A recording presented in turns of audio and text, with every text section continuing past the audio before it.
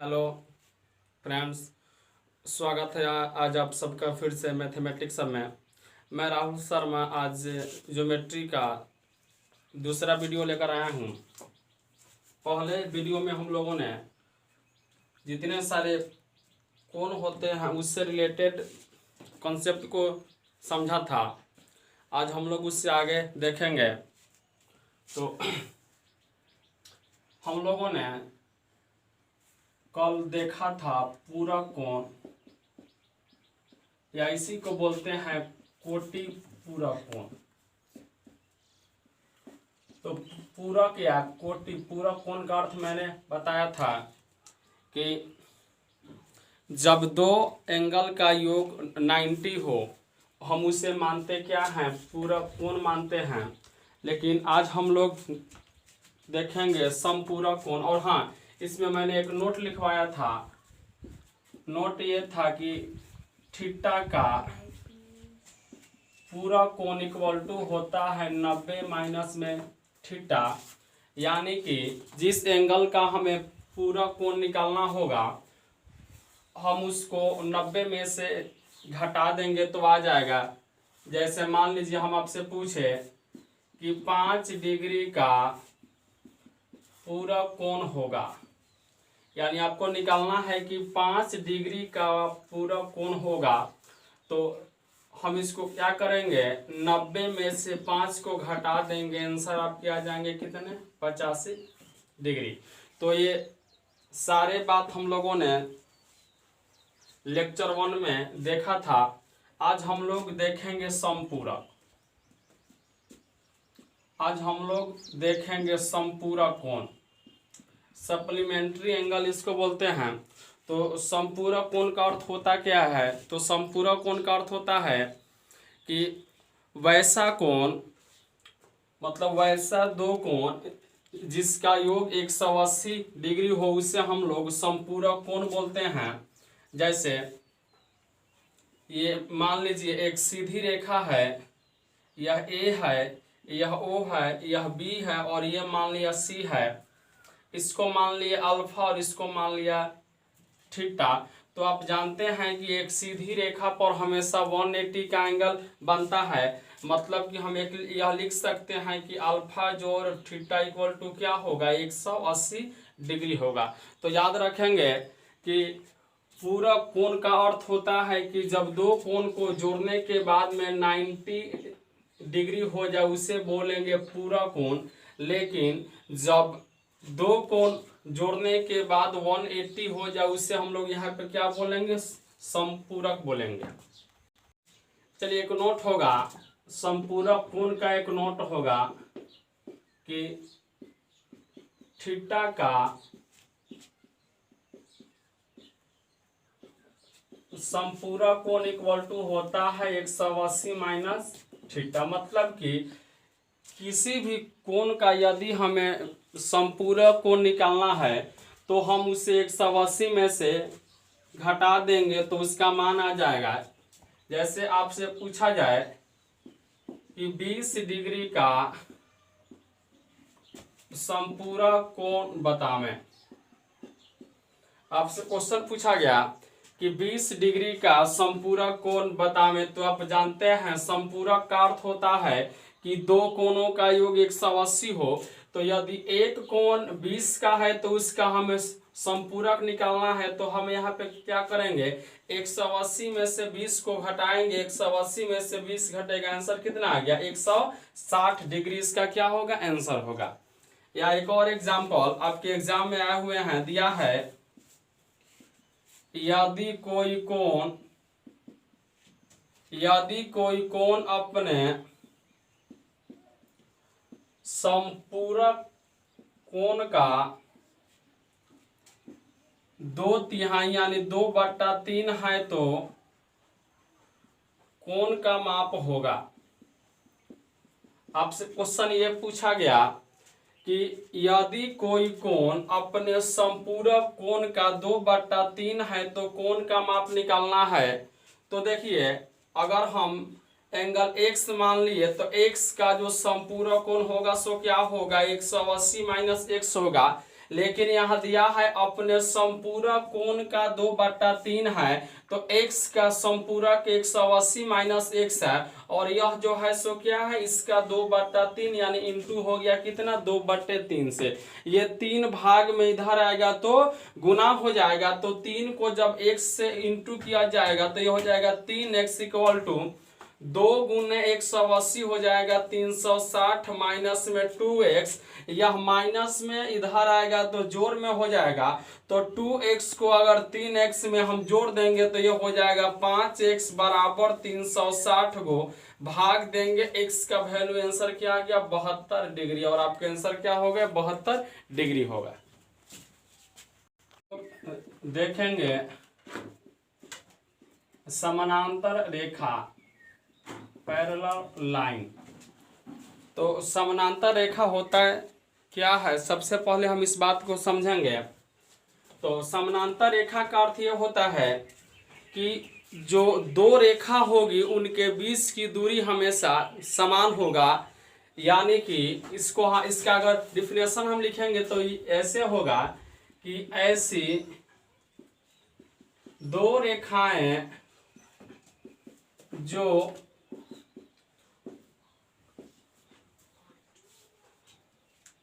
ऐसी दो रेखाएं जो कभी भी एक दूसरे से न मिले और उनके बीच की दूरी समान हो, उसे समानांतर रेखा कहा जाता है। देखिए समानांतर रेखा का अर्थ यह होता है कि इसमें हमेशा दो रेखा होगा और वे जो दोनों रेखाएं होंगे उनके बीच की दूरी हमेशा बराबर होगी, और ये जो रेखा होगी एक दूसरे से कभी भी नहीं मिलेंगी। तो इसका देखिए, इसका बहुत बेहतरीन एग्जाम्पल होता है जो रेलवे लाइन की जो पटरी होती है वो, जैसे ये और ये, इसका नाम मैंने ए दिया, और यह बी है, और यह सी है, और यह आपका क्या है डी है। तो ये जो ए बी रेखा है यह समानांतर है किसके, सी डी के।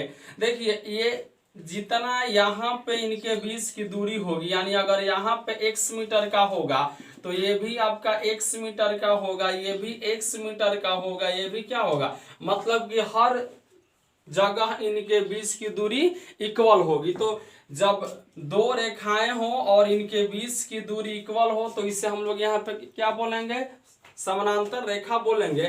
तो हम इसे ये लिख सकते हैं कि यहाँ पर ए बी जो है समानांतर है किसके, सी डी के, ऐसे लिखते हैं ए बी समानांतर सी डी के। अब हम अगला देखेंगे छेदक रेखा। छेदक रेखा का अर्थ होता क्या है, सबसे पहले हम इसको समझेंगे, और यहाँ से हमें बहुत ही बेहतरीन कॉन्सेप्ट मालूम होगा, या इसको हम ये भी बोलते हैं तिर्यक रेखा। तो इसका डिफिनेशन ये होगा कि जब किसी समानांतर रेखा को एक अन्य रेखा काटती है तो उसे छेदक रेखा कहा जाता है। ध्यान देंगे, छेदक रेखा का अर्थ यह होता है कि जब किसी समानांतर रेखा को एक अन्य रेखा काटती है तो उसे हम लोग क्या बोलते हैं, छेदक रेखा बोलते हैं। जैसे मान लीजिए यहाँ पर एक समानांतर रेखा है, यहाँ पर ए बी समानांतर है सी डी के, और इसको एक अन्य रेखा यहाँ पर ये एल है और यह एम है। तो जब एक अन्य रेखा इस समानांतर रेखा से गुजर गई तो हम इसको क्या बोलेंगे, यही आपका है छेदक रेखा। ये आपका क्या है, छेदक रेखा है। तो यहाँ से एक बहुत ही बेहतरीन कॉन्सेप्ट निकलता है। देखिए यहाँ पर हो गए 4 हिस्से, 1 2 3 4, और इस पे भी 4 हिस्से हैं, मतलब 4 एंगल यहाँ पे भी बन रहे हैं। यह है 5, ये 6 और ये 7, ये 8 मैंने नाम दिया कि इस एंगल का नाम 1 है, इसका नाम 2, इसका 3, इसका 4, ये 5, ये 6, ये 7 और ये 8। तो इनका ये देखिए ऊपर वाले का और ये नीचे वाले का, मतलब कि दोनों का आपस में एक रिलेशन होता है। तो हम इसके रिलेशन को समझेंगे। तो देखिए, जब एक समानांतर रेखा को, जैसे यह ए है, यह बी है, ये सी है और ये डी है, एक अन्य रेखा काट रही है एल एम, तो इनके जो एंगल हैं ये और ये, इनका कुछ रिलेशन होता है। तो इसका नाम मैंने 1 रखा, इसका नाम 2, ये 3, ये 4 है, ये 5, ये 6, ये 7 और ये 8 है। हम इनके बीच का रिलेशन समझेंगे। तो सबसे पहले नोट नंबर 1 आप लिखेंगे कि संगत कोण बराबर होता है। तो संगत कोण बराबर होता है। देखिए, सबसे पहला नोट ये निकला कि जब एक समानांतर रेखा से एक अन्य रेखा गुजर रही है, तो सबसे पहला नोट आपका निकला कि संगत कोण बराबर होते हैं। तो आखिर संगत कोण है इसमें कौन सा? तो संगत मतलब होता है संहतिया। तो इसमें संहतिया हमें निकालना है।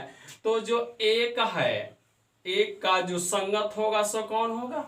5 होगा। यानी कि इसमें अगर ऊपर वाले में ये 1 लेंगे तो इसमें ऊपर वाला कौन सा है? 5 है। मतलब कि जो एंगल 1 होगा वो इक्वल होगा किसके? एंगल 5 के।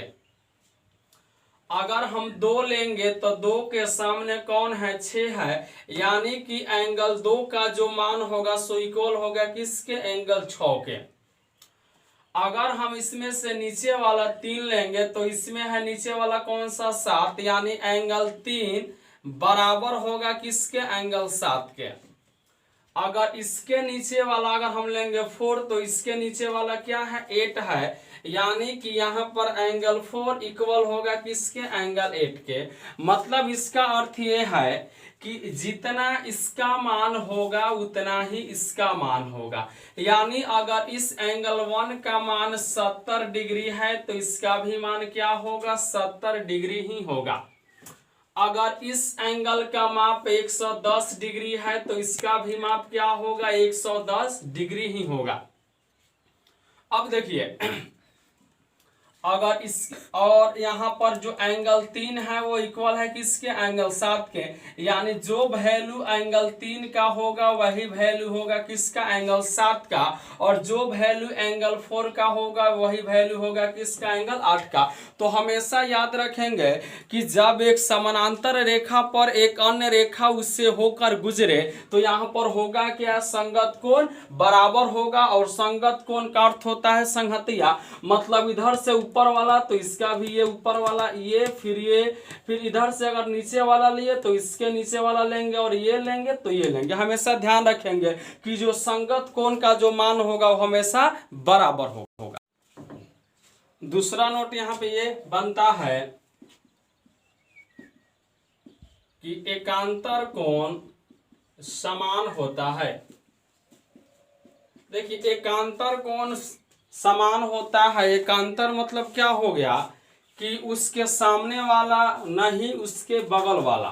तो एकांतर कोण समान होता है। तो देखिए, एकांतर कोण अगर लेंगे तो 1 है लेकिन 1 के सामने 5 है तो ये तो संगत कोण हो गया। लेकिन यहाँ बात है एकांतर कोण का, यानी 1 है तो 1 का एकांतर क्या होगा? 6 होगा। यानी एंगल जो 1 होगा वो इक्वल होगा किसके? एंगल 6 के। या जो एंगल 2 होगा वह इक्वल होगा किसके? एंगल 5 के। या जो एंगल 3 है वो इक्वल होगा किसके? एंगल, यानी एंगल 3 इक्वल टू होगा एंगल 8। और यहाँ 4 है तो एंगल 4 इक्वल टू होगा किसके? एंगल 7 के। तो हमेशा याद रखेंगे। एक बात तो मैंने आपको ये बताया कि संगत कोण इक्वल होता है, और दूसरा बात ये बताया कि जो एकांतर कोण होंगे वो आपस में हमेशा बराबर होंगे। चलिए, तीसरा नोट ये होता है एक ही ओर के अंतः कोण का योग 180 डिग्री होता है। एक ही ओर के अंतः कोण का योग 180 डिग्री होता है। तो एक ही ओर होने का अर्थ ये है कि अंत, और वो भी अंतः कोण, तो अंतः मतलब का इस रेखा के अंदर और इस रेखा के अंदर में, लेकिन एक ही ओर होंगे, मतलब कि ये जो रेखा है इसके इधर में ये 4 है और ये क्या है 6 है, यानी कि एंगल 4 प्लस एंगल 6 का जो वैल्यू होगा सो क्या होगा 180 होगा। मतलब कि इसके और इसके दोनों मान को जोड़ने के बाद में इसका मान क्या आएगा 180 डिग्री आएगा। अगर बात की जाए इधर वाले के तो ये और ये, यानी कि एंगल 3 जोड़ एंगल 5 इक्वल टू क्या होगा 180 होगा। तो हमेशा याद रखेंगे कि जो एक ही ओर के अंतः कोण होगा उसका योगफल हमेशा 180 डिग्री होगा, यानी इन दोनों का सम 180 होगा और इन दोनों का भी सम हमेशा क्या होगा 180 होगा। उसके बाद मैंने ये बताया कि संगत कोण समान होता है, यानी एक का संगत 5 है, मतलब 1 और 5 इक्वल होंगे, 2 और 6 इक्वल होंगे, 3 और 7 इक्वल होंगे, 4 और 8 इक्वल होंगे। उसके बाद मैंने ये बताया कि एकांतर कोण समान होता है, तो एक का एकांतर 6, यानी ये और ये कोण इक्वल होंगे, ये और ये कोण इक्वल होंगे, 3 और 8 इक्वल होगा और 7 और 4 इक्वल होगा। तो इस नोट को याद रखेंगे, बहुत ही लाभदायक नोट है ये। तो अब हम कुछ त्रिभुज से रिलेटेड कॉन्सेप्ट समझेंगे। सबसे पहले हम एक त्रिभुज बना दिए, यह ए है, यह बी है और ये सी है। ये जो एंगल है x डिग्री का है, ये y डिग्री का है और ये क्या है z डिग्री का है। तो आप ये बात तो जानते ही होंगे कि त्रिभुज के जो 3 कोण होते हैं इनका योगफल हमेशा 180 डिग्री का होता है, अर्थात x जोड़ y जोड़ z इक्वल टू क्या होगा 180 का होगा। मतलब कि जो अंदर के तीनों कोण हैं इन सब का योगफल क्या होगा 180 डिग्री का होगा। अब देखिए हमने यहाँ पर क्या किया कि BC भुजा को थोड़ा सा आगे बढ़ा दिया, तो ये तो अंदर वाला कोण है और ये आपका क्या है बाहर वाला कोण है। तो आप एक बात जानते हैं कि एक जो सीधी रेखा होगी उस पर जो कोण बनेगा सो क्या बनेगा 180 डिग्री का बनेगा। तो अगर ये पूरा का पूरा 180 है और अंदर वाला हिस्सा जब z डिग्री का है तो इसके बाहर वाला हिस्सा क्या होगा, अगर 180 में से z को हम घटा देंगे तो इसका वैल्यू आ जाएगा तो जो ये बाहर वाला हिस्सा है इसका जो मान होगा सो क्या होगा 180 माइनस z होगा। ध्यान देंगे, एक जो हमने यहाँ पर क्या किया BC भुजा को थोड़ा सा आगे बढ़ाया और आगे बढ़ाने के बाद में आप ये तो बात जानते हैं कि एक जो सीधी रेखा है इस पर जो भी कोण बनेगा सो क्या बनेगा 180 का बनेगा, और 180 में से अगर ये z डिग्री का है तो ये हिस्सा क्या होगा, अगर 180 में से z को घटा देंगे तो इसका वैल्यू आ जाएगा। अब यहाँ पे देखिए दिया है x जोड़ y जोड़ z इक्वल टू 180, यहाँ पर z जोड़ में इधर जाएगा तो माइनस में, तो लिख सकते हैं का x जोड़ y इक्वल टू क्या 180 माइनस में z। मतलब हम ये तो लिख सकते हैं ना कि x जोड़ y जो है वो इक्वल है किसके 180 माइनस z के। तो अगर इस एंगल का जो माप है वो 180 माइनस z है तो क्या हम इसके स्थान पर लिख सकते हैं क्या कि यह x जोड़ y के क्या है बराबर है। तो देखिए यहाँ पर एक बहुत ही बढ़िया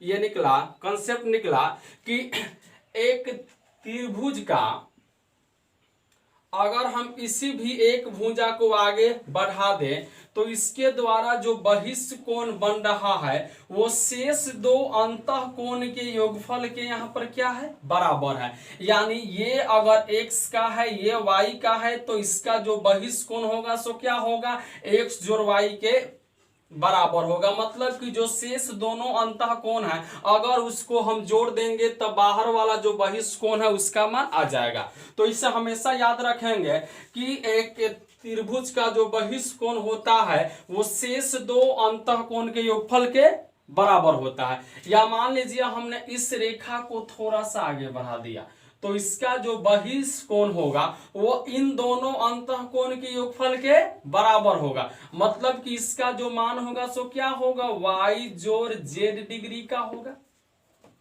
या यदि हम इस रेखा को थोड़ा सा आगे बढ़ा दे तो यहाँ पे जो बहिष्कोण बनेगा वो इन दोनों अंतःकोण के योगफल के क्या होगा, बराबर होगा। यानी इसका जो मान होगा वो होगा कितना, x जोड़ z डिग्री के क्या होगा, बराबर होगा। यानी ये जो बहिष्कोण है x जोड़ y डिग्री है, ये जो बहिष्कोण है y जोड़ z डिग्री है, और ये जो बहिष्कोण है सो क्या है, x जोड़ z डिग्री है। तो हम इन सबको अगर जोड़ेंगे तो x जोड़ y में हम जोड़ दिए y जोड़ z को, और इसमें जोड़ दिए इसको जी x जोड़ z को। तो हम इसको हल करते हैं तो x और x आपके हो गए 2x, और जोड़ y और y हो गए 2y, और जोड़ z और z हो गए कितने, 2z। तो अगर हम इसमें से 2 निकाल लिए कॉमन तो यहाँ पर क्या आ गया, 2 इंटू एक्स जोड़ वाई और जोड़ z। तो आप जानते हैं कि x जोड़ y जोड़ z का वैल्यू है कितना, 180 है। तो हम यहाँ पे लिख सकते हैं 2 इंटू 180 इक्वल टू क्या आ गया, 360 डिग्री। तो यहाँ पे एक और बात आप समझ गए कि त्रिभुज के तीनों जो बहिष्कोण होंगे x जोड़ y, y जोड़ z और z जोड़ x, इनका जो मान आएगा सो क्या आएगा, 360 डिग्री आएगा। तो हमेशा इस बात को याद रखेंगे कि एक त्रिभुज के सभी जो अंतःकोण होंगे उनका योग 180 होगा, और जो बहिष्कोण होंगे उनका योगफल क्या होगा, 360 डिग्री होगा। अगला कंसेप्ट देखते हैं।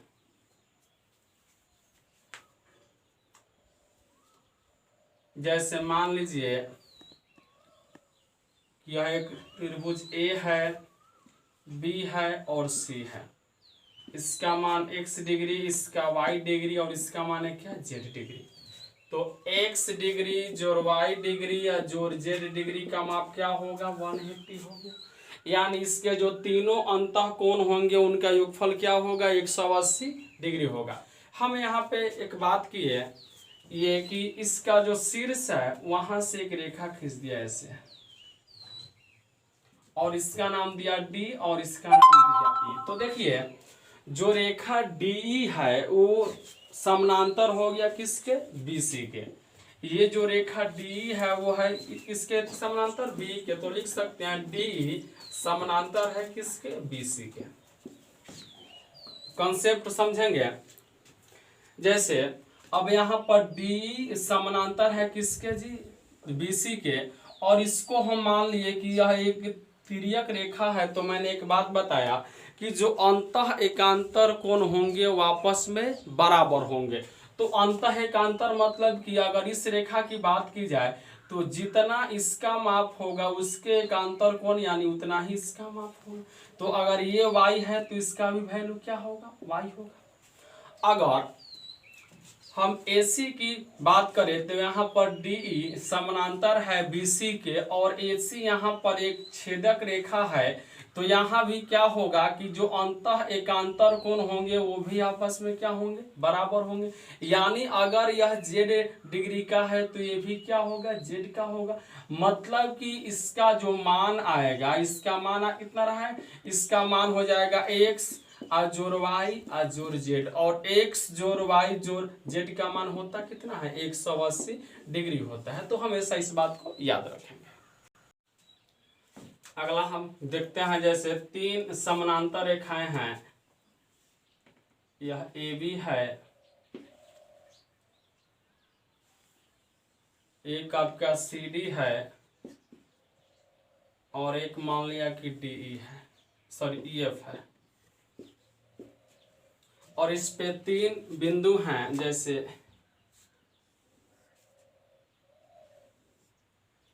इसका इस बिंदु का नाम x है, ये y है, और ये z है, यह P है, यह Q है, और ये R है।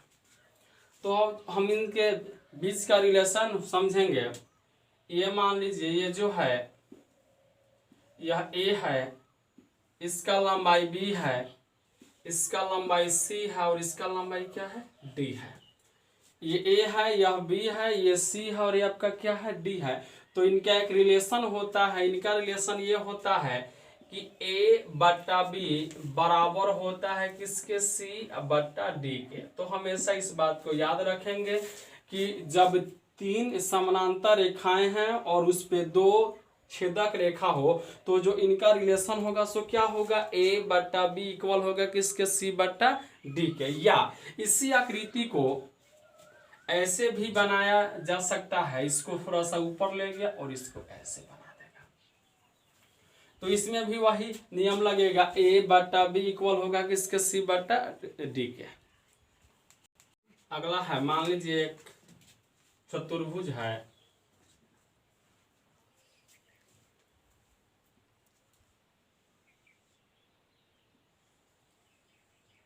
चतुर्भुज ए बी, ये सी है और ये आपका डी है।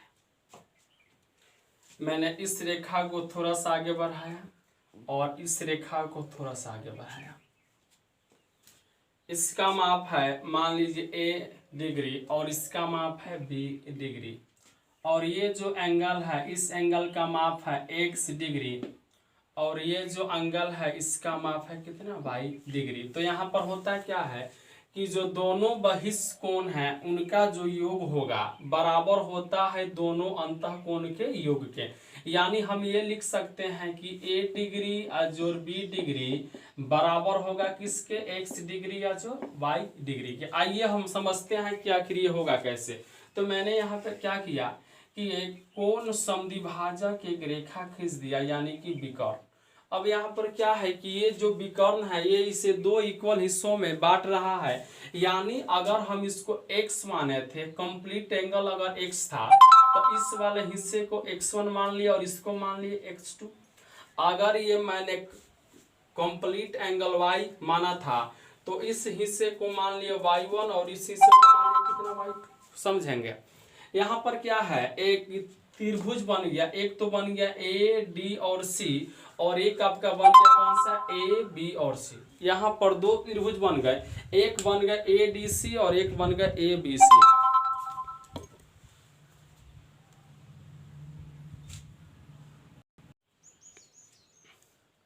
तो यहाँ पर दो त्रिभुज बन गया, एक तो अपना यहाँ पे ये बन गया त्रिभुज ए डी और सी, और एक बन गया त्रिभुज ए बी और सी। तो समझेंगे त्रिभुज ए डी सी की अगर बात की जाए तो उसके लिए यह बहिष्ठ कोण है, और जो बहिष्ठ कोण का मान जो होता है वो दोनों अंतः कोण के योगफल के बराबर हो गया। यानी लिख सकते हैं x1 जोड़ y1 इक्वल टू होगा किसके बराबर, a के बराबर। या फिर अगर ए बी सी की बात की जाए तो इसमें ये जो दोनों अंतः कोण है इनका जो योग होगा बराबर होगा किसके, इस बहिष्ठ कोण के। यानी हम ये लिख सकते हैं कि x2 जोड़ y2 बराबर है किसके, b डिग्री के। तो अगर हम इसको जोड़ दें तो ये हो जाएगा x1 जोड़ x2 जोड़ y1 जोड़ y2 इक्वल टू क्या है, 8 डिग्री जोड़ b डिग्री। तो x1 जोड़ x2 यानी x1 जोड़ x2 माने कि ये, यानी कि सिर्फ x डिग्री, जोड़ y1 जोड़ y2, y1 जोड़ y2 मतलब ये, यानी सिर्फ y का मान, ये पूरा मैंने y माना था यानी y इक्वल आ गया किसके, a जोड़ किसके, b के। तो मैंने स्टार्टिंग में ही आपको बताया था कि जो दोनों बहिष्ठ कोण का योग होगा वो बराबर होगा किसके, शेष दोनों अंतः कोण के योगफल के बराबर होगा। हमेशा इस बात को याद रखेंगे। अगला कॉन्सेप्ट देखेंगे,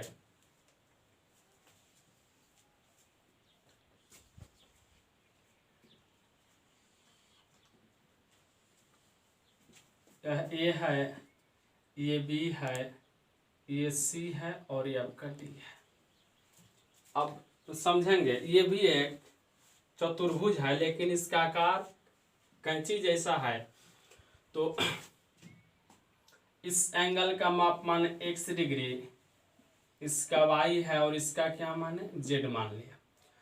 और इस एंगल का तो नाम सी है, लेकिन हमें इसका वैल्यू यदि निकालना है, ये जो बाहर वाला एंगल है इसका हम माप मान लिए m डिग्री का है, तो m का मान यदि हमें निकालना है तो m इक्वल टू होता है, यानी ये जो बहिष कोण का जो मान होता है ये बराबर होता है x डिग्री जो y डिग्री और जो z डिग्री के।